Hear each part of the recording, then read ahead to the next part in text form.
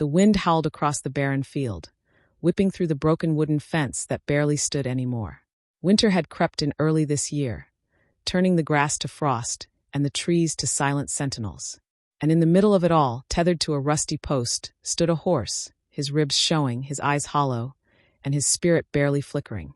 He didn't move when the crows cawed or when the wind stung his skin. He just stood there, waiting. He had been left behind. No one knew for sure how long he had been alone. Some neighbors said the owners had moved away months ago and simply forgot him. Others whispered they had abandoned the farm in the dead of night, leaving behind debts, and him. Days turned into weeks, and still, no one came for the horse. He refused food, refused water, refused life, until she came. It was a Wednesday morning when Emily, a quiet 10-year-old girl with chestnut curls and a heart far too big for her age, walked by the old fence on her way to school. She saw him, a figure out of place in the frost-covered world. She stopped. Their eyes met. His dark, sorrowful gaze pierced straight through her. Emily took a step closer. "Hey," she whispered. "Are you okay?" He didn't flinch, didn't blink, but he looked at her, truly looked. That night, Emily couldn't sleep.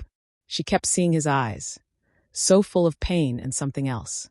Something like hope, buried beneath layers of heartbreak. The next morning, instead of taking the school bus, she grabbed an apple from the kitchen and snuck out the back door.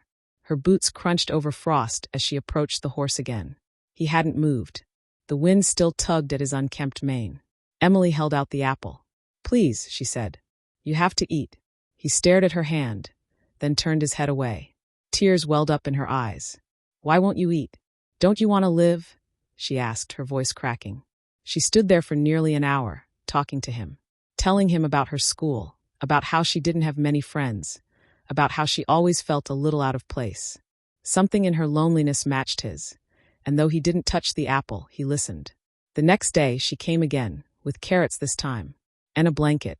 He didn't eat, but he allowed her to lay the blanket over his back. His eyes softened just a little. Soon it became their routine. Every morning before school and every evening afterward, Emily came to him. She sang to him. She read books aloud. She sat in silence, sometimes just to be there. She named him Storm. Emily's parents noticed the change in her.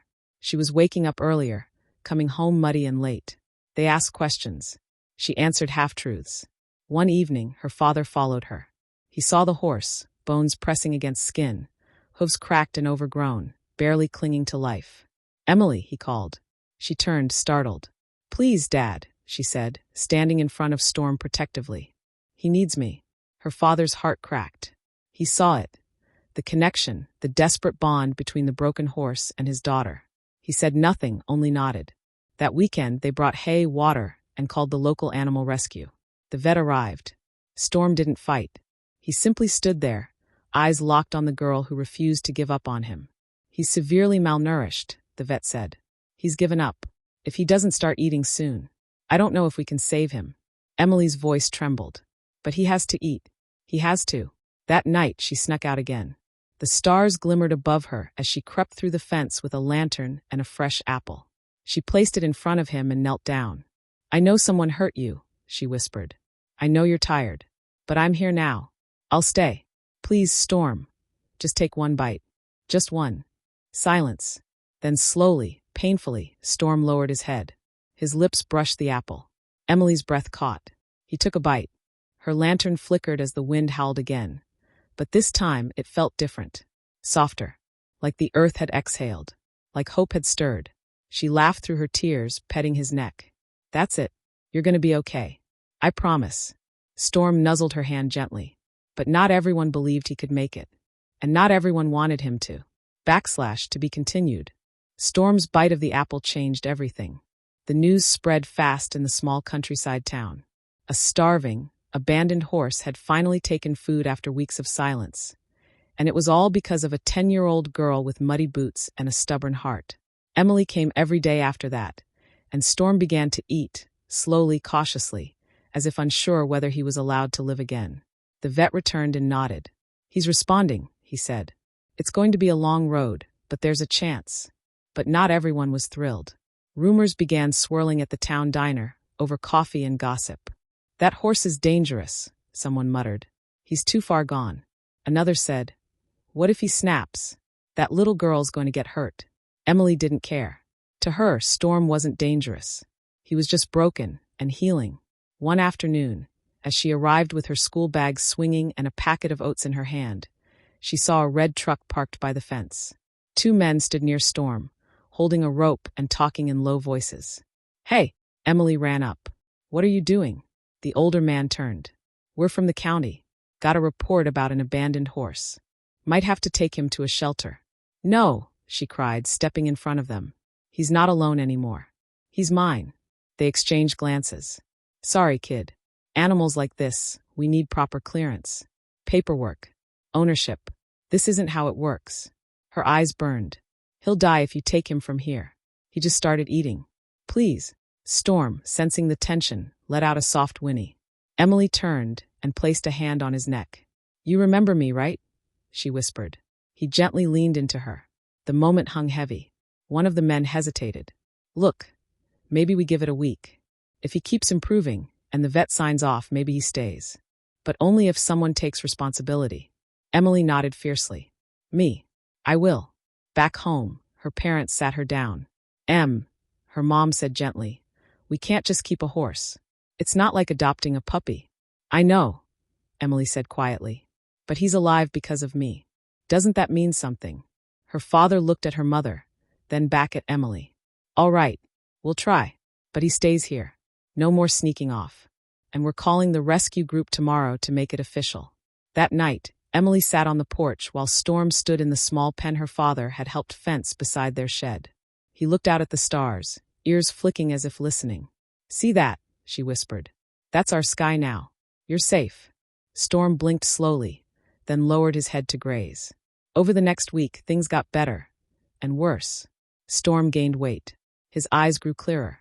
He began to whinny softly when he saw Emily approaching. She brushed his coat, cleaned his hooves, and even gave him a name tag for the makeshift stall. But challenges mounted. Storm's vet bills piled up.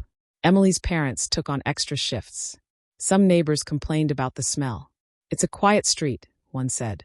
That horse doesn't belong here. The county men returned. This time with papers. You've got 1 week left, they told her parents. He needs to be registered and cleared by animal control, or he goes. Emily overheard. That night she didn't cry. She got to work. She made flyers. Helped Storm stay. She went door to door, sharing his story. She spoke to her teacher, who helped her write a letter to the town mayor. Her classmates pitched in, donating quarters and dollars from their lunch money. On Friday, the town gathered outside the little school auditorium where Emily stood, holding a crumpled paper. He was forgotten, she said, her voice shaking. But I didn't forget him. I saw him. I loved him. Isn't that what rescue means? The room was silent. Then slowly someone clapped. Then another. Then the whole room. The mayor stood. We'll make it work, he said. Storm stays. Emily ran home, her heart flying. But when she reached the gate, Storm wasn't there. The rope on the fence was cut. His hoof prints led toward the woods. Storm! She screamed into the trees, panic rising. Somewhere in the distance, a faint whinny answered. She grabbed a flashlight, threw on her coat, and ran into the darkness. / to be continued. The flashlight beam bounced wildly as Emily ran through the woods, breath puffing out in frantic clouds. Branches scraped her cheeks and her boots slipped on damp leaves, but she didn't stop. Storm! She shouted again, her voice cracking.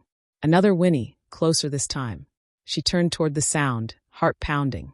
Keep calling to me, she whispered. Please don't stop. She followed the hoof prints, where the mud was soft enough to hold them. They veered toward the riverbank, where the moonlight shimmered faintly off the current. Her eyes scanned the tree line until she saw him, standing on a slope, trembling and wide-eyed. Storm! He turned his head. Recognition flickered in his eyes. Emily stepped slowly. It's okay. I'm here. I'm not going to let you get lost. Storm took a shaky step back, his hoof slipping on wet rock. No, she cried. She dropped the flashlight and ran. Her foot hit a stone and she fell hard, but she pushed herself up, blood trickling from her scraped knee. Inch by inch, she approached, whispering the way she used to. I don't know who scared you, she said softly, but you don't have to run. You're not alone anymore. Storm's ears twitched. He looked at her. then down at the rushing river. And slowly, painfully, he turned toward her. Emily held out her hand. "Come on, let's go home." He stepped forward, then another, and another, until finally his nose brushed her fingers. She wrapped her arms around his neck. "You scared me," she murmured into his coat. "Don't ever do that again." It took over an hour to guide him back. When they emerged from the woods, a group of neighbors stood by the gate, flashlights and lanterns glowing in the night. Her parents rushed forward. "We were about to call the police," her dad said, breathless. "You're freezing." Emily just smiled, hugging Storm again. He came back. The next morning, things moved quickly. The story spread through town. Local news stations showed up. "The girl who saved Storm" became a headline. Donations poured in, enough to build a real shelter and stable in their backyard. The vet returned to find Storm stronger than ever. "It's a miracle," she said, patting the old stallion. He was barely clinging to life. Now he's thriving. Emily stood by, smiling. He just needed someone to believe in him. Months passed. Storm filled out, his coat gleamed, and he started trotting, then galloping again. Emily learned to ride him, her laughter ringing out across the field. The bond between them grew unshakable. On the 1-year anniversary of his rescue, the town hosted a celebration. Kids painted signs. The mayor gave a speech, and Emily led Storm through the crowd like royalty. But when someone asked what her favorite moment was, she didn't hesitate. "That first time he took a bite," she said, her eyes misty. "That's when I knew he wanted to live." Storm nuzzled her shoulder as if to say, "Thank you." And in that quiet moment, surrounded by cheers and sunshine, it was clear. This wasn't just a story of rescue. It was a story of redemption, of two souls, abandoned, lonely, and forgotten, who found each other in the cold and gave each other a reason to keep going. Together, they proved something the world often forgets. Sometimes, the smallest kindness can spark the greatest healing. And sometimes, love doesn't rescue. It revives. /The end, white heavy check mark.